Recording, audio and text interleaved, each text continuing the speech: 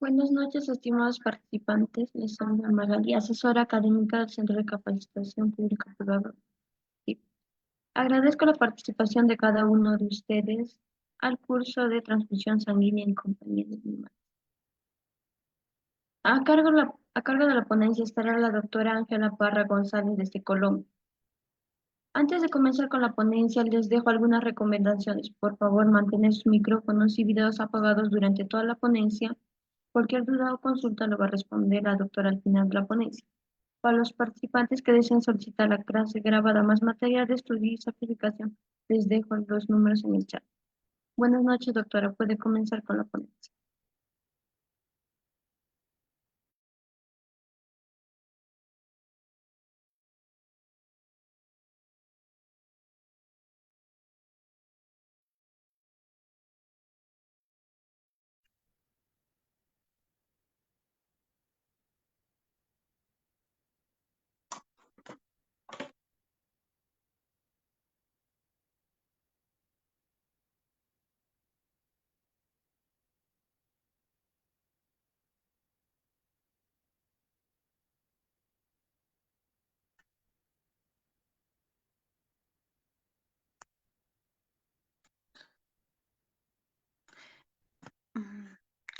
Hola, muy buenas noches para todos. ¿Me confirman si me ven y me escuchan, por favor?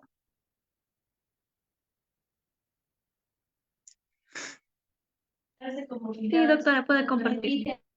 Vale.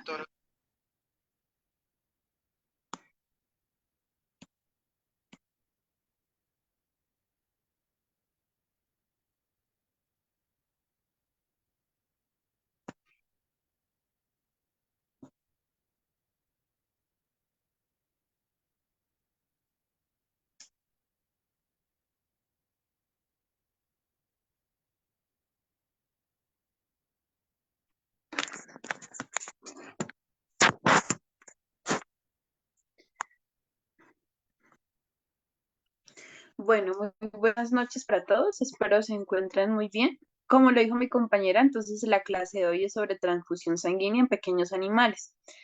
Entonces, vamos a empezar primero. Quiero que tengan en cuenta por qué se decide de pronto realizar pronto una transfusión sanguínea animal a alguno de nuestros pacientes, ¿sí?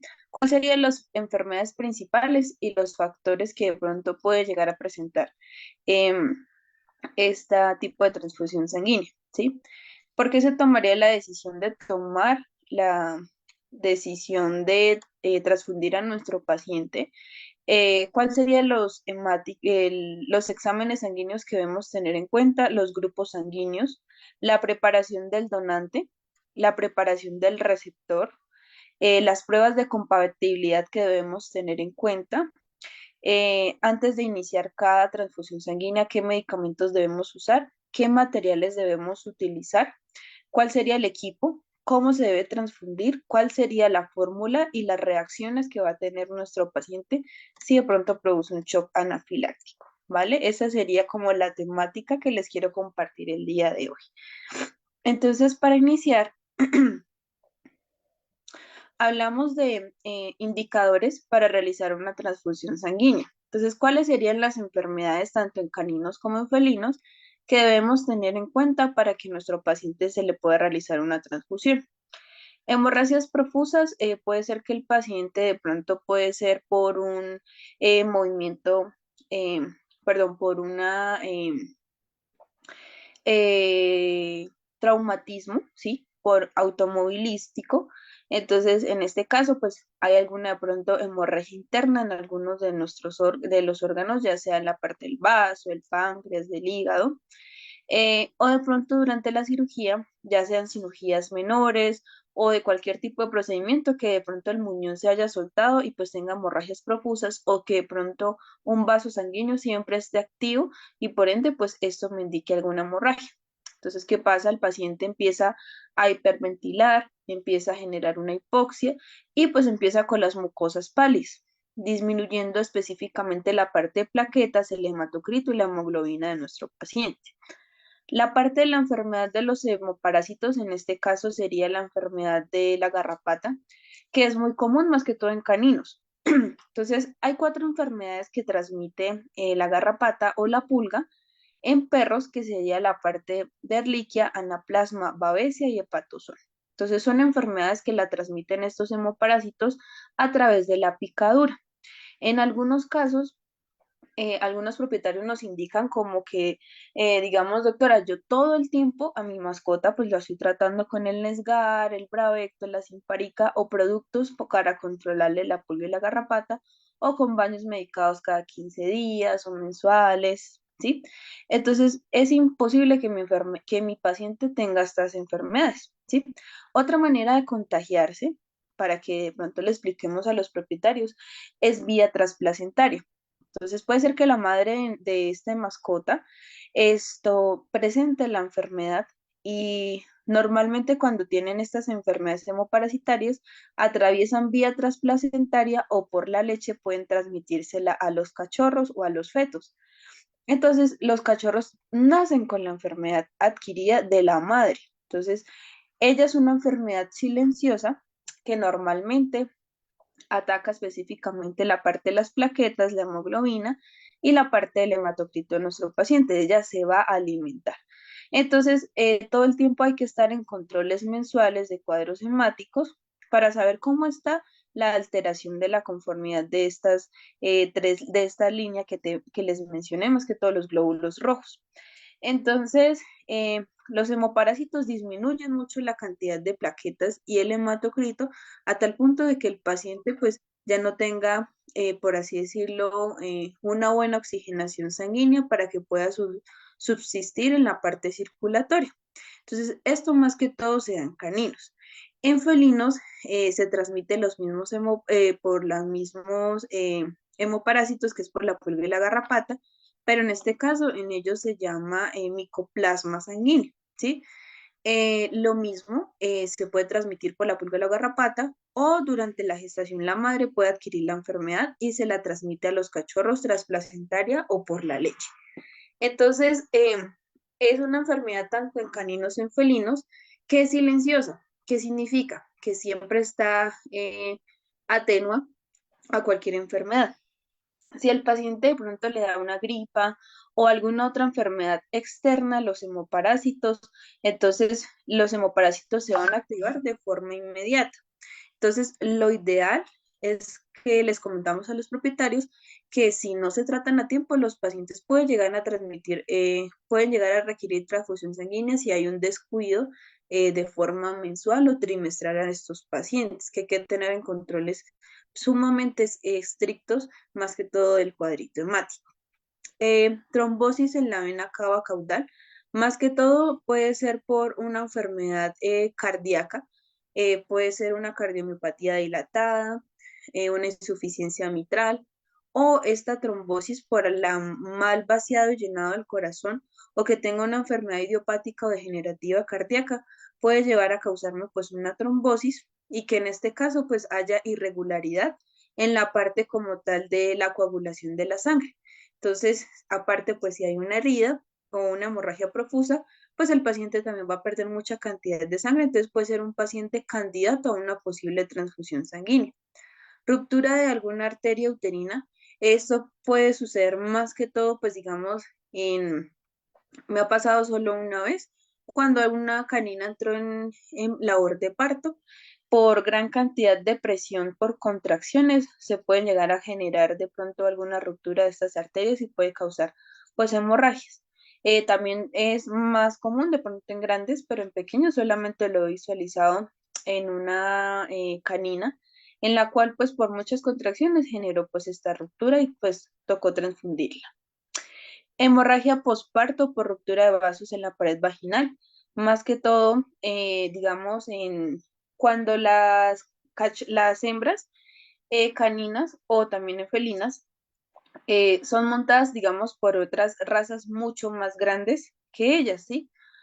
O que de pronto son criollitas y de pronto por razas grandes son montadas. Entonces, por ende, la parte de los fetos van a ser con de pronto malformidades o de pronto aumentos de tamaño. Entonces, ¿qué causa de pronto que salgan muy grandes o que vengan de pronto atravesados y que pues eso me puede generar una hemorragia interna o en la parte del posparto en los vasos sanguíneos.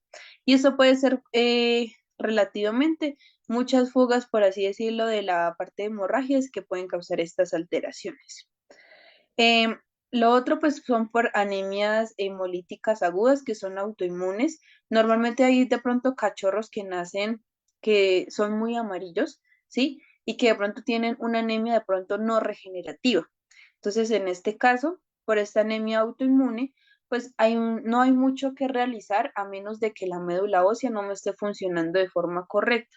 Me explico. Normalmente la médula ósea expulsa glóbulos rojos, blancos y células inmaduras para que se regenere como tal el sistema nervioso y el sistema en general para que el paciente pueda tener defensas, entre otros. Si esa médula ósea se atrofia y no me expulsa médulas inmaduras o células inmaduras, entonces esa no se va a convertir en adultas. Entonces el sistema inmunológico del paciente siempre va a recaer y va a generar de pronto alguna alteración. Entonces, en este caso, el paciente necesita como un empujocito tras la transfusión sanguínea para poder compensar esos requerimientos que quiere la médula ósea. Más o menos son idiopáticas en pacientes que son recién nacidos, tanto en caninos o en felinos, que adquieren esta enfermedad, pero es más que todo porque hay una atrofia en la médula ósea. Puede ser por cargas hemoparasitarias o puede ser por la madre de forma idiopática. Entonces, estas serían las indicaciones de posibles enfermedades a pacientes que de pronto, si llegado el caso, tenemos estos indicadores, posibles pacientes a realizarse transfusión sanguínea. ¿Cuál sería la decisión a tomar para yo decirle, este paciente necesita una transfusión sanguínea? Más que todo se adopta con el cuadrito hemático. Entonces el cuadro hemático se toma en un tubo tapalila que tenga hepta, ¿sí? Lo que significa que no haya coagulación al momento de tomar la muestra y que pueda ser procesada. El cuadro hemático que no se evalúa, glóbulos rojos, blancos y la parte de plaquetas. Entonces, normalmente un promedio para un paciente que requiera transfusión es que tenga un hematocrito menor a un 12%. El hematocrito va muy de la mano con la hemoglobina. Entonces, el hematocrito es la cantidad de sangre que hay en el organismo de cada uno de nuestros pacientes. Ese hematocrito necesita hemoglobina para oxigenar esa sangre y que circule de forma correcta en todo el sistema circulatorio. Entonces, si el hematocrito está bajo, en menor a 12, la hemoglobina por ende debe estar también disminuida.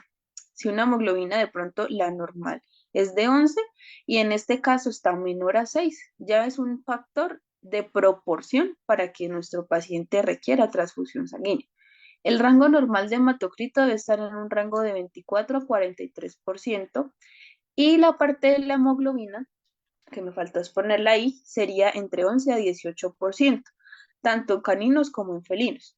De pronto esos rangos pueden variar en algunas máquinas en la cual pues vamos a procesar la muestra, pero más o menos este es el rango más pues relativo. Un paciente adulto sano puede donar entre 10 a 15 ml de sangre por kilo de peso. ¿Cuál sería la proporción? Entonces, si un canino de 30 kilos puede donar sin problema 450 ml de sangre, puede donar la bolsa completa de los 500 ml. Y un felino que esté sano, y más o menos los felinos que vayan a donar sangre debe tener una proporción de un peso entre 4 a 8 kilos. Estos felinos pueden donar sin problema 50 ml de sangre. Normalmente la vida de los eritrocitos o la parte de los glóbulos rojos tienen una solvencia de vida de 120 días. Entonces, en estos 120 días, ellos pueden regenerar, o si la médula ósea está funcionando de forma correcta, que ya más adelante les doy los tips para el posible donador, eh, pueden regenerar sin problema toda esta cantidad de sangre, siempre y cuando pues estén con los parámetros completos y regulares para poder donar. El shock hemorrágico puede ocurrir si se pierde un volumen de sangre entre un 30 a 40% total rápidamente. Entonces, si nosotros excedemos el rango total, que en este caso pues les doy el estimado, el paciente me puede generar un shock y por ende pues la médula ósea me va a decir como, oye, te estoy dando una proporción que puedo regenerar, pero si te pasas de esto, entonces el sistema circulatorio te va a entrar en shock para que el paciente, por ende, compense toda la parte que está eliminando en el momento. Entonces, por eso es importante mirar qué proporción y qué cantidad de sangre yo puedo extraerle a mi donante. Un animal con un hematocrito del 10% tiene una pérdida aproximada de 2/3 totales de sus eritrocitos. Y la administración de una sangre, de sangre a un adulto anémico elevará el hematocrito entre un 0,75% por cada litro de sangre transfundido o infundido. Una pregunta que me realizan mucho: si el paciente tiene un hematocrito en 12% y una hemoglobina de pronto del 6%, y le hago la transfusión sanguínea, ¿al cuánto tiempo debo tomarle otro hemático para mirar si hubo respuesta o no? ¿Y cuáles serían los exámenes que debería tomar? Entonces, si yo le hago la transfusión sanguínea a mi paciente, ¿sí? Y tiene este hematocrito en esta porción de 12, ¿qué serían los exámenes? ¿Cuáles serían los dos exámenes que debo realizar? Entonces, a las 24 horas, la médula ósea del paciente que va a recibir la sangre me tiene que responder, ¿sí? Así sea como lo acabé de informar, un 0,75% por cada litro de sangre a infundir, ¿sí? Tiene que dar respuesta. Entonces, a las 24 horas, el hematocrito ideal al menos debe subir. Si está en 12%, que quede de pronto en un 15% o al menos en un 14%. ¿Qué quiere decir? Que la médula pues me está respondiendo. Si está igual o por debajo, me indica que el paciente rechazó la sangre y que no estamos haciendo absolutamente nada. La otra muestra que se puede tomar es el recuento total de reticulocitos. ¿Qué significa esto? Es un recuento manual que se realiza a través del microscopio para nosotros evaluar qué cantidad de reticulocitos, que son células inmaduras, hay a nivel sanguíneo. Si al menos me arroja un 2 o un 3%, me indica que la médula ósea me está respondiendo frente a la transfusión sanguínea que yo le estoy haciendo a mi paciente, que es el donante. Entonces, estas dos muestras son las ideales. Estos reticulocitos y el hematocrito, repito, se deben tomar en tubo tapa lila que contienen hepta, que lo que significa que no se coagule la sangre a la hora de tomarle la muestra. ¿Listo?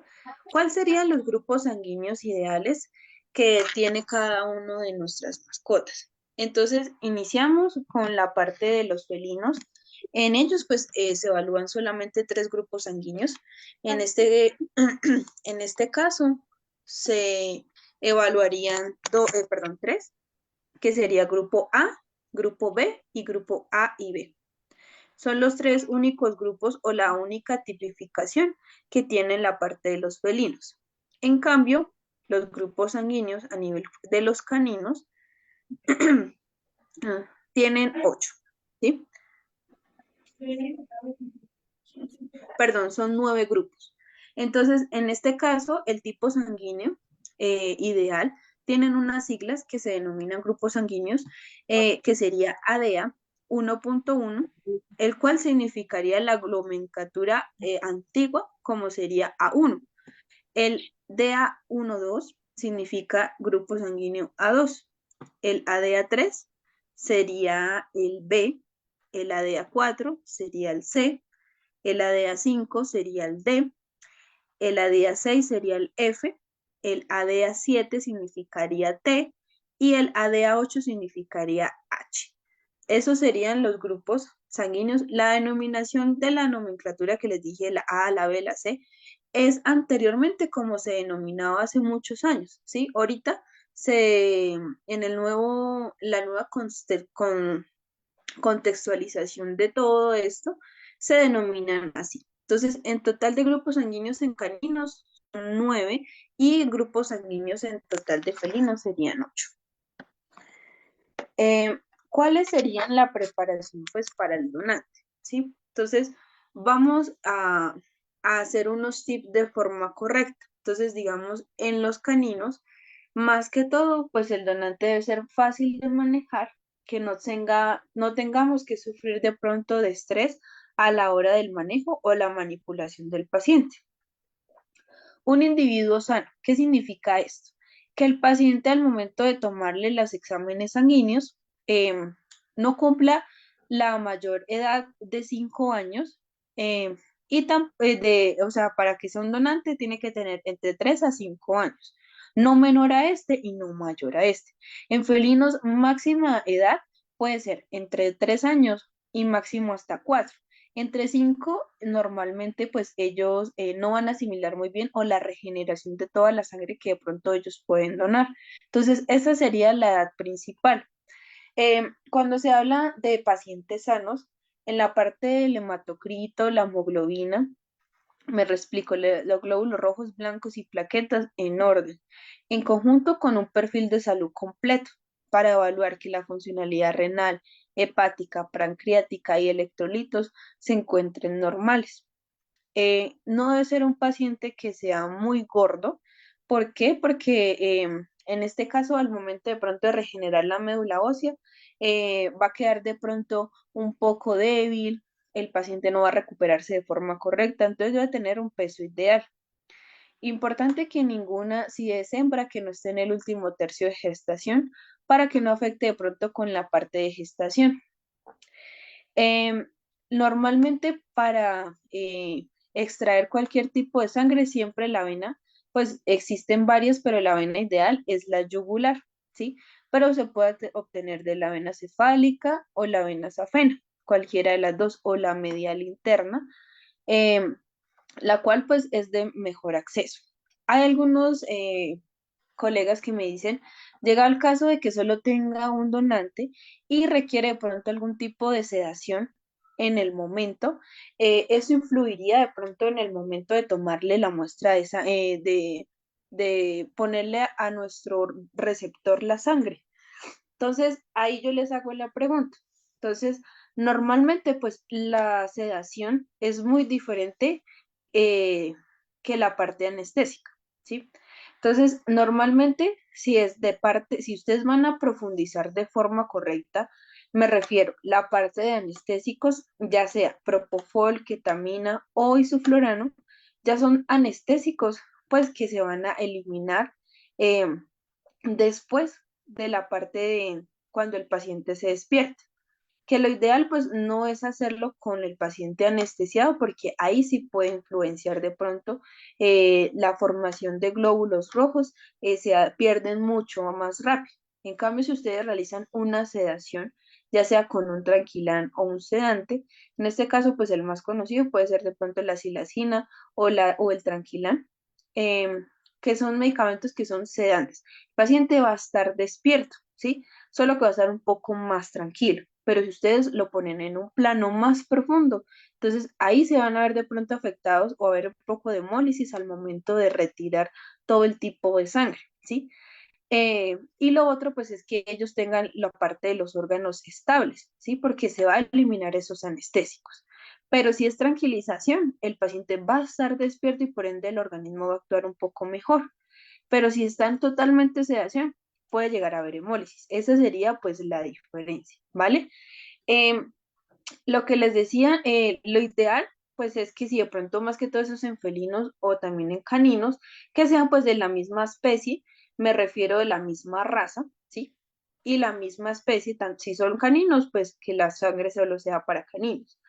Em, para que de pronto no tengan un shock anafiláctico después de haberle suministrado la parte de la transfusión sanguínea, que sería pues lo ideal. Entonces, esas serían las indicaciones principales que debemos tener en cuenta. Y lo otro es descartar siempre enfermedades hemoparasitarias. En caninos, pues les había comentado que sea la Ehrlichia, Anaplasma, Babesia o Hepatozón, mejor si se puede realizar un PCR completo en específico para estos hemoparásitos. Y en felinos, más que todo, las enfermedades virales, en ellos que son SIDA, leucemia felino, calicivirus y rinotraqueitis. Entonces, la idea es descartar esto, porque si nuestras mascotas, nuestros posibles donantes tienen estas enfermedades y nuestro posible receptor no tenga ninguna de ellas, al momento de transfundir con la sangre, le estoy administrando la enfermedad directamente a la sangre del paciente. Entonces voy a generar un daño mayor a mi paciente y pues la recuperación se va a ver afectada, ¿sí? Porque le estoy adquiriendo una enfermedad a mi paciente. Entonces, es importante.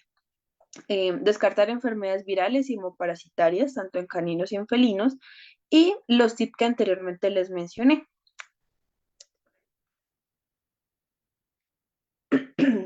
Bueno, ¿cuál sería la preparación para nuestro receptor? Entonces, lo ideal es que pues la vena que es más factible pues es la yugular, como les dije. Es de mejor flujo, mejor pues de pronto ubicación y pues es un poco mejor la posición, ¿cierto? Entonces, en este caso, se tiene que realizar siempre una tricotomía amplia y suficiente. En este caso, como se evidencia en la imagen, en la parte de la yugular, ya sea en la parte izquierda o derecha. Hacer una buena antisepsia, recordar que los felinos son alérgicos al yodo, entonces no hacer una antisepsia con yodo me puede perjudicar la parte de la zona a incidir con la jeringa y aparte pues estresar al paciente porque le estoy generando un shock anafiláctico. Entonces lo ideal pues es hacerlo con alcohol o con clorexidina. Entonces, lo ideal es poner más que todos los felinos en esta posición, como se muestra en la segunda imagen. Si ustedes ven, la auxiliar le mantiene la cabeza no estirada totalmente, pero sí en un ángulo de 360 grados y él con su cuerpo y con el codo sujeta toda la parte del cuerpo del paciente con una mano la cabeza y con otra mano los miembros anteriores, que estén totalmente unidos y el cuello un poco extendido, para que el flujo sea un poco más rápido de adquirir y más fácil de obtener, ¿sí? Los caninos, más que todo, pues ellos sí se pueden eh, acostar lateral de cualquier posición, derecha, izquierda o izquierda, derecha, pero siempre y cuando su cuello y la parte de los miembros estén de igual manera estirados como los felinos, pero en este caso en una posición lateral para mejor flujo. Entonces, después de tener en cuenta esto, en algunas ocasiones, pues yo no lo recomiendo mucho, pues es que la verdad, pues si son pacientes tranquilos, no es necesario de pronto aplicar un anestésico local. Lo que pasa es que el calibre de los equipos de transfusión es un calibre que tiene 12G y 8 centímetros. Entonces es una aguja de alto calibre y bastante gruesa y larga. Entonces es un poco traumática, pero es para mejor fluidez de la sangre. En algunas ocasiones en ellos pues no es necesario la lidocaína, pero en algunos pacientes de pronto lo pueden adquirir. Por esto no va a causar de pronto alteraciones en la sangre, ¿sí? Porque es algo local. No le estamos actuando o difiriendo específicamente en la médula ósea para generar de pronto alteraciones adversas en la sangre, sino solamente es algo tópico, algo local. Eh, la correcta recolección de la sangre, entonces esa sería la posición del paciente, ¿vale? El equipo o la bolsa recolectora debe estar en una altura más baja que el paciente. Entonces me explico, si el paciente lo tengo en la mesa de cirugía o de hospitalización, la bolsa de recolección de sangre debe estar en el piso de la mesa, en el piso como tal, ¿sí? Y hay otra persona que ya más adelante les digo que tiene la bolsa de transfusión sanguínea para que no se coagule la sangre. Esa otra persona le debe tener movimientos de arriba hacia abajo de forma constante y correcta, con el fin de que los componentes que tiene la bolsa de transfusión sanguínea no me hagan coagular la sangre y no me hagan perder, ¿sí? Porque si se coagula la sangre, pues ya no me va a funcionar, ¿sí? Entonces, otro auxiliar o otro compañero debe estar movimientos de arriba hacia abajo cada vez que recolecta la sangre. Normalmente para recolectar la sangre es de forma rápida. El flujo sanguíneo en la parte de la yugular es bastante rápido. Entonces otra persona la debe estar movimientos de arriba hacia abajo hasta que se llene o hasta tal punto que esto, pues el paciente complete lo que puede donar. Después de esto se retira la aguja o el pericraneal que trae la bolsa de transfusión, se aplica pues una presión en la zona yugular para que pues no genere de pronto algún sangrado. Se hace un poquito de hemostasia con un pellizquito y eso sería todo.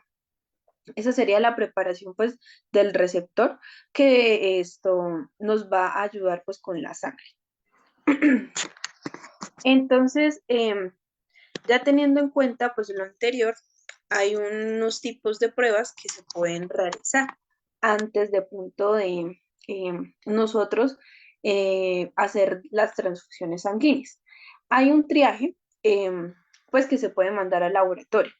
¿Triaje qué significa? Para saber qué tipo de grupo sanguíneo pertenece mi mascota. Entonces les dije, en los grupos de felinos hay solo 3 y en grupos de caninos hay 9 grupos. Entonces hay unas pruebas de triaje en el cual se toma la muestra también en un tubo tapalila, se manda al laboratorio y para saber de pronto qué tipo de grupo sanguíneo pertenece mi paciente. Y lo mismo el donante. El cual pues necesito saber si de pronto son compatibles o no, que lo ideal pues sería realizarlo de esa manera. Em, lo otro pues que se puede de pronto realizar si no tenemos el triaje sería pruebas de aglutinación o pruebas cruzadas, si de pronto pues no tenemos en este caso pues el laboratorio. Entonces hay unas pruebas cruzadas que sería prueba cruzada mayor y prueba cruzada menor. Em, Normalmente, ¿qué significa esto? La prueba cruzada mayor, pues es la principal, la que normalmente se hace. Entonces es para mirar la compatibilidad que tiene mi paciente. Entonces, normalmente en esta prueba cruzada mayor consiste en poner en suspensión los eritrocitos o el suero, ¿sí? Del, del receptor en conjunto con la parte del donante. Entonces, puede llevar suero o plasma, cualquiera de los dos, o puede ser solamente suero. Entonces, la prueba mayor se hace solamente con el plasma de ambos pacientes. Entonces, plasma del receptor y plasma del donante. La prueba menor sería solamente plasma del receptor y sangre del donante, que sería como tal las dos pruebas que se realizan. Pero normalmente pues se puede realizar con cualquiera de los dos. Entonces, ¿qué pasa? Si hay aglutinación, lo que significa pues es que el paciente pues no va a ser compatible con el donante, entonces por ende, así yo le pase la transfusión de sanguínea, el paciente no me va a responder porque va a causar hemólisis. ¿Qué significa? Que la sangre se va a ver de esta manera. Entonces se van a ver como pequeños fragmentos de sangre en el paciente al momento de generar de pronto la muestra sanguínea. Y cuando no hay aglutinación, se van a ver de esta manera que como tal compaginaron de forma correcta y lo que me indica es que el paciente sí puede recibir de forma correcta la sangre. Entonces se llama la prueba mayor de histocompatibilidad o la prueba menor. Entonces normalmente se hace pues con el suero y con sangre. Otra cosa que debemos tener en cuenta que sería, antes de nosotros, bueno, ya realizamos el triaje, ya tenemos la muestra sanguínea, ya sabemos que el paciente sí la puede recibir. Eh, Antes, para cualquier paciente, ya sea canino o felino, debemos iniciar con este tipo de medicamentos, que sería la dexametasona, que es un glucocorticoide, y la difenhidramina, que es un betistán o un antihistamínico. Entonces, ¿qué pasa? Tengo que inmunosuprimir al paciente para que me reciba la sangre. Si yo no lo inmunosuprimo, el paciente pues no me va a generar de forma correcta la respuesta que yo quiero. Entonces, tanto en caninos como en felinos, la dexametasona, que va a ser el glucocorticoide ideal, se maneja a dosis de 0.5 ml endovenosa. Se tiene que pasar, digamos, en el buretrol entre unos 30 o 40 ml de líquido en el buretrol lento en la parte de la dexametasona. O la difenhidramina, que es el antihistamínico a dosis de 0.5 a 1 miligramo. Esta sí se maneja intramuscular o subcutánea. Las dos se tienen que poner al tiempo. Entonces, una endovenosa y la otra intramuscular o subcutánea, tanto en caninos y en felinos. Entonces, ¿qué pasa? Inmunosuprimo un poco el paciente, que esto se debe realizar 30 minutos antes de realizar el proceso. Entonces, uno, para evitar que el paciente tenga shock anafilácticos, llegado el caso que los pueda presentar, porque hay algunos pacientes que lo presentan, eh, y dos, para que la parte del sistema inmunológico me reciba de forma correcta, eh, perdón, sistema circulatorio me reciba de forma correcta la sangre nueva que le voy a introducir a mi paciente. Entonces, estos dos medicamentos son los ideales antes de iniciar cualquier tipo de transfusión. ¿Cuáles serían los materiales que debemos, pues, para la recolección que anteriormente les dije? Entonces, uno, que pues el paciente esté sano, ¿sí? Extraer muestras en el tubo con y sin anticoagulante, llegado el caso. Em, Normalmente, pues, que el paciente esté sano. Si yo te quiero hacer el traje, pues el tubo tapalila que les dije. Normalmente, las bolsas de citrato son las bolsas que tienen el grupo sanguíneo completo para la transfusión, que ya ahorita se las muestro cuál sería el equipo completo. Hay unas bolsas pues que vienen de diferente tamaño, ¿sí? Que unas son bolsas Harvard, que son vacías, otras que tienen citrato, o otras que tienen citrato más Dex, que ya se las explico. Cualquiera de esos dos grupos les pueden servir para pues ustedes realizar la recolección de la muestra de sangre. Em, Normalmente el grupo de venoclisis pues tiene una trampa de trombina, que es la que me va a ayudar pues a tener como un filtro de coágulos. Si no lo tiene, el equipo no me va a servir, porque pues lo mismo, si hay un coágulo, pues eso no va a pasar de forma correcta, va a tapar la vía, puede llegar a ser contraproducente en la parte cardíaca de mi mascota que va a recibir la sangre. Tiene un catéter de un calibre y las placas para hacer las pruebas de aglutinación. Entonces, esos serían los materiales que debemos utilizar y tener en cuenta para hacer las pruebas sanguíneas, prueba de aglutinación, la parte del material y equipo de material de transfusión sanguínea. ¿Cuáles son los utilizados? Entonces, mire, las bolsas vienen así, como una bolsa de lactato de Harman o de cloruro de sodio, pero pues tienen un empaque mucho más grueso y es un poco más blandito. Normalmente las bolsas de, de los lactatos o cloruros tienen una textura, puede ser un poco delgadita, pero pues resistente. En este caso es mucho más resistente, pero es más blandito, ¿sí? Eh, Tiene su equipo de venoclisis, ¿sí? ¿Cuál sería? Entonces, esta es la trampa de protombina o de fibrina que les comenté, que es como si fuera un macrogoteo o un microgoteo. En este caso, pues va a tener una malla para los coágulos y en conjunto va conectado al final con una aguja calibre 14 o 6 como tal y mide 8 centímetros. Esa sería para la recolección de la sangre, que esta es la que va directamente en la yugular de mi posible donador. Hay dos bolsas que contienen lo mismo, cualquiera de las dos sirve. Normalmente una se usa en grandes y otras en pequeños, pero ambas cumplen su función. La primera bolsa es la de CPD, que tiene citrato, fósforo y dextrosa. Entonces, esos tres componentes es un líquido blanco transparente que tiene ya la bolsa incluida. Entonces, eso al momento de yo recolectar la sangre es lo que debo estar en constante movimiento para que la sangre se compacte y no se coagule. Si yo la dejo totalmente quieta y con esos tres medicamentos que trae la bolsa, se puede llegar a coagular y puedo perder toda la sangre. Entonces, normalmente esta se puede atemperar en refrigeración entre 2 hasta 3 semanas como máximo, porque después de esto la parte de las plaquetas pues ya no serían viables. Bueno, lo otro es que si en algunas ocasiones después de eh, hacer una transfusión, yo puedo agregar de pronto plaquetas, ¿sí? Pero si cumplen más de 3 días en estas bolsas, ya no servirían, ¿sí? Por lo que los componentes que traen. Pero normalmente la bolsa completa me puede durar entre 2 a 3 semanas. Entonces, si ustedes de pronto van a realizar de pronto de una vez la transfusión sanguínea, la pueden realizar de forma inmediata. Si les queda un poquito de sangre, lo pueden guardar, pero es en el congelador, ¿sí? Tienen que congelar completa la sangre. Y llegado el caso que les llegue otra transfusión sanguínea, no sé, a las 2 semanas. Entonces, para descongelarlo, el error que hay algunos colegas tienen es que ponen de pronto estas bolsas en el microondas o las ponen directamente en el fogón, en baño María. Entonces, ahí eso es un gran error porque hay una hemólisis correcta por la cantidad de presión. O sea, pasó de estar al congelador a una temperatura muy alta. Entonces, la sangre se puede perder o la verdad pues no les va a funcionar o se van a formar los coágulos.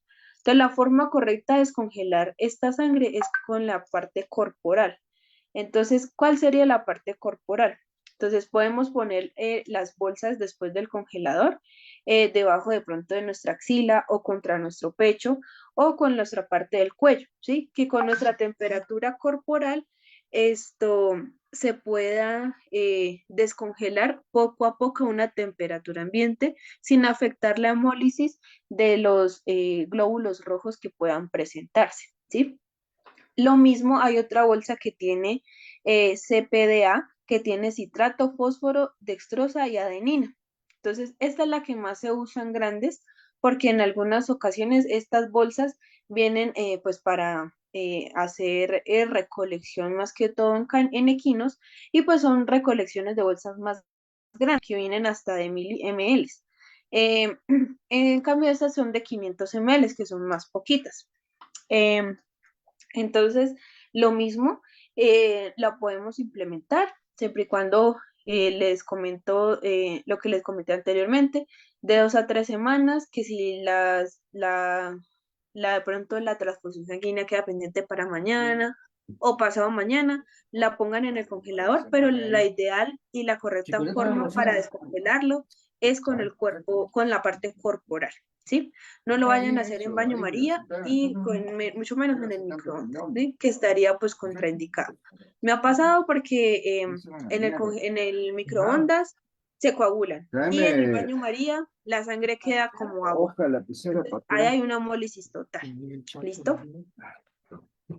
Entonces, ahora, ¿cuál sería la administración? Porfa, ¿me colaboran con los micrófonos? Vale. Entonces, la transfusión sanguínea, ¿cómo se realizaría? A nuestro a nuestro receptor, ¿sí? Que va a recibir esa sangre.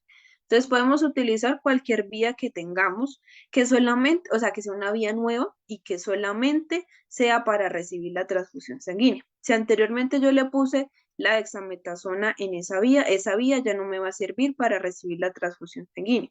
Si yo anteriormente le puse, no sé, alguna vitamina o algo, esa vía ya no me va a servir. Tiene que ser una vía nueva y que solamente me reciba la sangre. Entonces puede ser de la vena cefálica, safena o la yugular. La que ustedes prefieran está bien para recibir la sangre siempre y cuando sea una vía nueva y tomada recientemente. Em, em, lo que les había comentado, calentar la sangre a temperatura corporal. El venoclis es ideal que cumpla la función correcta del equipo. Que el equipo traiga su bolsa con el citrato, la protombina y la ecta en conjunto con el canal de protombina para que no haya o la parte del colador de coágulos y el calibre, ¿sí? Esta como tal se introduce en la vía nueva y lo ideal que sería. Entonces, durante los primeros 5 minutos de la transfusión debe ser en un flujo muy lento, ¿sí? Entonces, más o menos una velocidad entre 0,1 ml por peso de kilo corporal. Normalmente, pues esto se realizaría pues para hacer el cálculo, que ustedes pasen una transfusión sanguínea, mínimo tiene que durar 2 horas, ¿sí? Como mínimo. No puede durar ni 1 hora ni 30 minutos, porque pues lo mismo, la sangre no va a durar mucho tiempo y pues el paciente me puede generar una reacción. Entonces, como mínimo se puede hacer un cálculo en que la sangre se le pase por 2 horas como mínimo, ¿sí?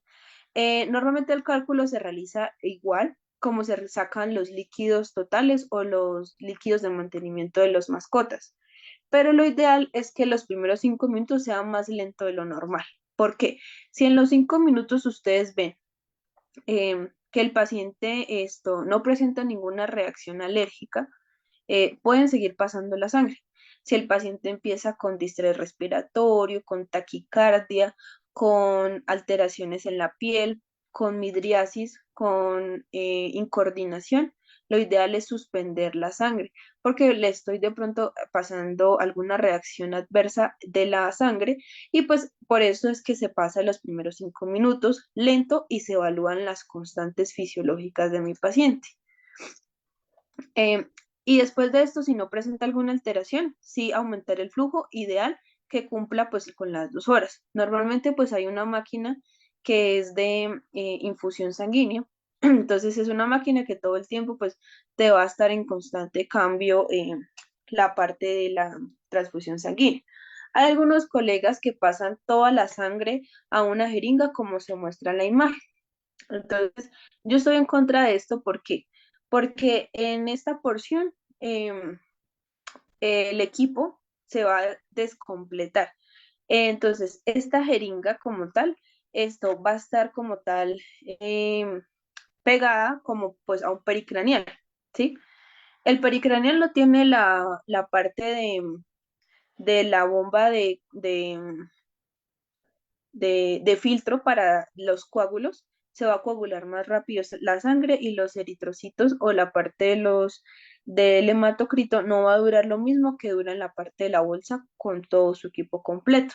Entonces, lo que yo les recomiendo es que si de pronto usan esta bomba, lo ideal es que respeten pues el equipo de transfusión sanguínea y no la pasen de pronto a una jeringa, porque pues no va a ser lo mismo. Se va a coagular más rápido, me va a demorar más tiempo, y el flujo va a ser más tiempo, ¿sí? Entonces, lo ideal es que cumplan con la parte del equipo sanguíneo. Después de esto, pues como les dije, normalmente una transfusión tanto en caninos y en felinos mínimo debe durar 2 horas y ustedes hacen los cálculos dependiendo de, pues, de qué cantidad de sangre va a recibir el paciente y que no me presente signos eh, de anafilácticos. ¿Cuál sería la fórmula ideal para yo saber qué cantidad de sangre necesita mi mascota? Entonces, es una fórmula sencilla.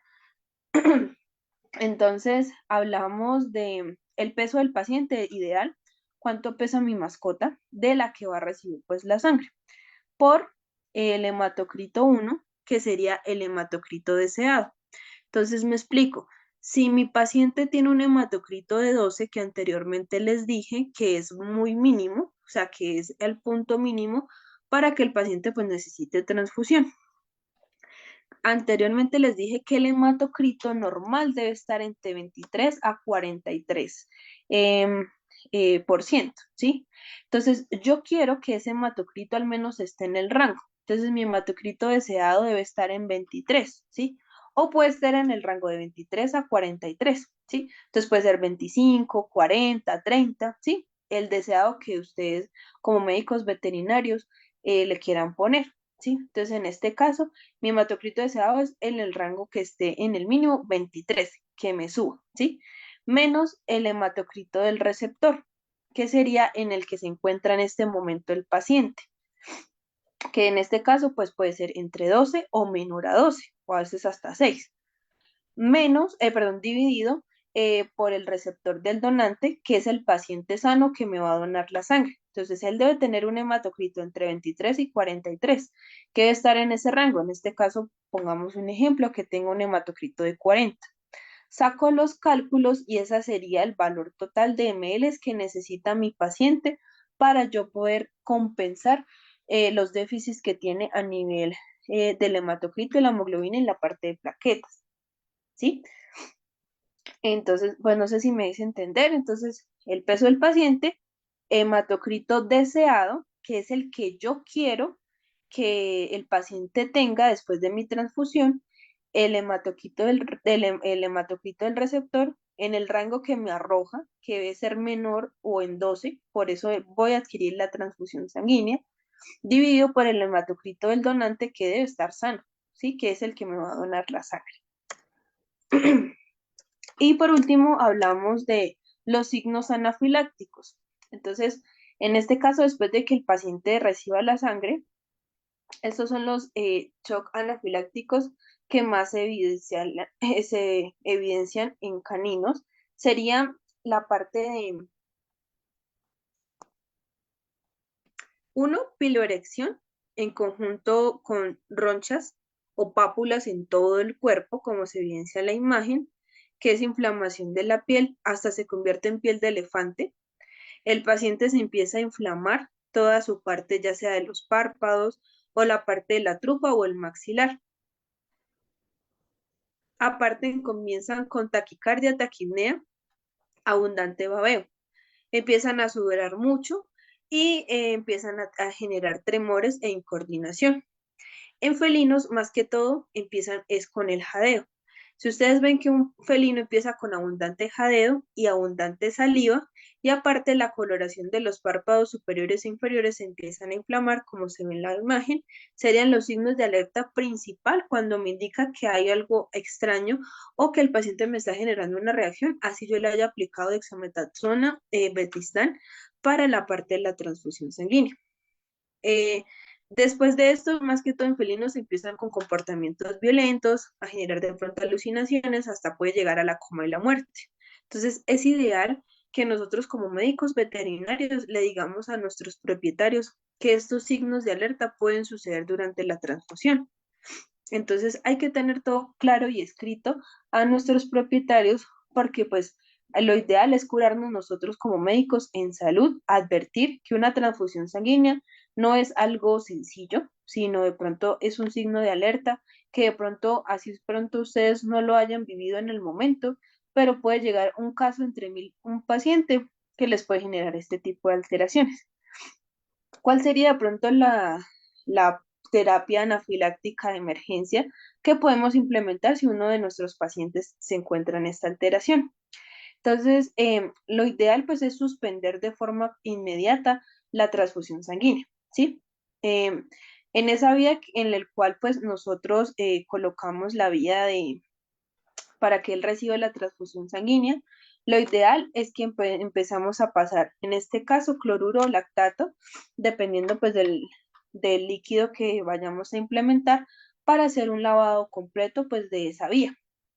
Lo otro que podemos agregar pues es epinefrina o adrenalina, que es un medicamento de elección para aumentar la frecuencia cardíaca si el paciente lo necesita, ¿cierto? Entonces, instaurar la presión arterial y disminuir la permeabilidad capilar del paciente. ¿Cómo la realizo? Entonces podemos administrar adrenalina a dosis de 0,04 miligramos endovenosa, que el paciente tenga una buena oxigenoterapia, ya sea con condensador de oxígeno o oxígeno natural de la máquina de anestesia, nebulizaciones, flumusil y dexa, el cual pues va a ser un broncodilatador y me ayuda a que el paciente respire un poco mejor. Pueden ser puff de beclometasona o salbutamol que me ayudan a desinflamar y captar mejor oxígeno y que el paciente me vuelva en sí. Si el paciente sigue sin respirar, podemos agregar Viviran, que es un estimulador del sistema respiratorio. Se puede utilizar en dosis de 0,5 ml por kilo endovenoso. Esa sería la terapia inicial. Oxígeno y ayudar a perfundir la parte de los pulmones. Y llegado al caso de que no funcione, podemos repetir la dosis de betistán y dexa, que es un antihistamínico y corticoide, con el fin de qué? De que el paciente, la parte de la tráquea, no se cierre y el paciente de tal punto que no pueda respirar y pueda fallecer, ¿sí? Pero entonces esto sería como la dosis de terapia para tratar un paciente anafiláctico después de una transfusión sanguínea. Y pues eso era todo lo que les quería compartir la noche de hoy respecto a la clase de transfusión sanguínea. Ahora pues pasamos a la sesión de preguntas. Si alguno tiene alguna duda o inquietud respecto a la clase, entonces los escucho. Recuerden que igual pues el chat está abierto y la parte de los micrófonos también por si alguno tiene pues alguna duda o inquietud.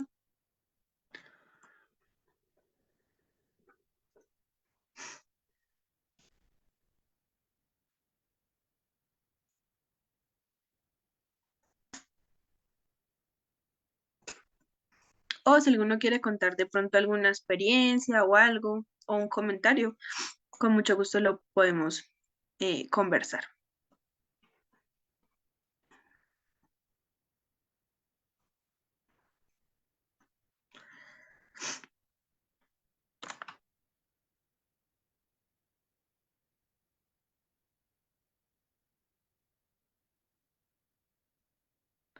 Me preguntan por el chat.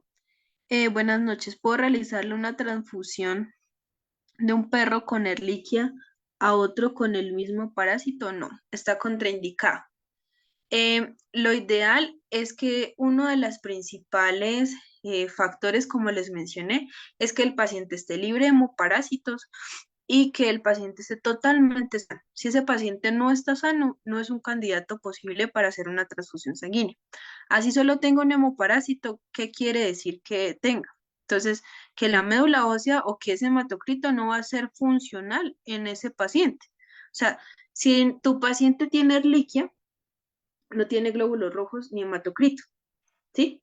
Entonces, si yo le voy a poner esa sangre a ese paciente que está mal, no le estoy haciendo absolutamente nada, ¿sí? ¿Por qué? Porque ese hematocrito, esa hemoglobina no me va a sobrevivir la vida viable que quiero para que mi paciente compense.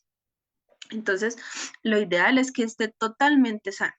Si ese paciente tiene ese hemoparásito, créeme que eso va a ser como pañitos de agua tibia y pues no va a hacer absolutamente nada porque la vida media de este tipo de sangre no es viable para mi paciente. La otra que me preguntan, ¿se puede aplicar adrenalina en cirugía, ya sea castración u otras? Eh, bueno, normalmente pues esto es más que todo pues de anestesia, ¿no? Eh, la adrenalina se puede aplicar si ustedes de pronto tienen que el paciente de pronto entró en paro cardiorrespiratorio y que pues la parte del corazón no me esté bombeando de forma correcta. Se puede aplicar. Yo la puedo usar en premedicación, digamos, para contrarrestar los efectos secundarios de la ketamina que produce mucho saliva. Entonces, se puede hacer antes de la cirugía, se puede agregar adrenalina para contrarrestar los efectos secundarios del babeo de la ketamina si lo vas a implementar. Pero normalmente pues se usaría para esas dos, para la parte de el babeo de la ketamina y cuando tu paciente de pronto tenga alguna alteración de emergencia durante la cirugía.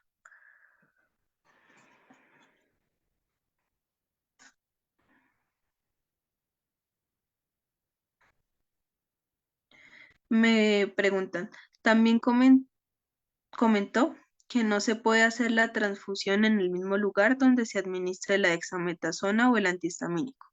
¿Hay una razón específica? Era una duda. Normalmente eh, no es que cause alguna reacción. Lo que pasa es que los eritrocitos, si tú no tomas una vía nueva, normalmente pues la única que se puede aplicar endovenosa antes de los 30 minutos es la dexametasona, porque el Petistan puede ser intramuscular o subcutáneo. Entonces, ¿qué pasa? Como es un glucocorticoides, voy a inmunosuprimir el paciente, ¿sí? Entonces, la idea es que me capte mejor la sangre y la médula ósea me pueda responder de forma correcta. Entonces, lo ideal es que tengamos una vía nueva que no se haya implementado ni líquidos, ni proteínas, ni nada para que no me afecte el paso de del hematocrito completo o sano del donante y me pueda responder de forma correcta en la médula ósea, ¿sí? Entonces es eso, no es que cause alguna reacción, sino es cuidar la viabilidad o la vida media que tiene a nivel sistémico que va a entrar en mi paciente. Si yo le administro fármacos, esa viabilidad no me va a durar el tiempo que yo quiera y no voy a mejorar lo que yo quiera a mi paciente. Entonces es más por eso, por la vida media que tiene ese hematocrito que no se ve afectado por ningún fármaco o líquido que le vaya a suministrar a mi paciente.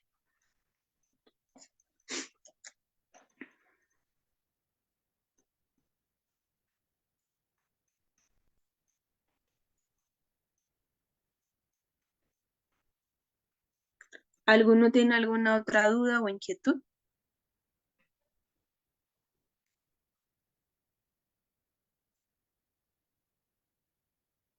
Me preguntan cuánto se le puede transferir de sangre a una gatica de 2 kilos de peso.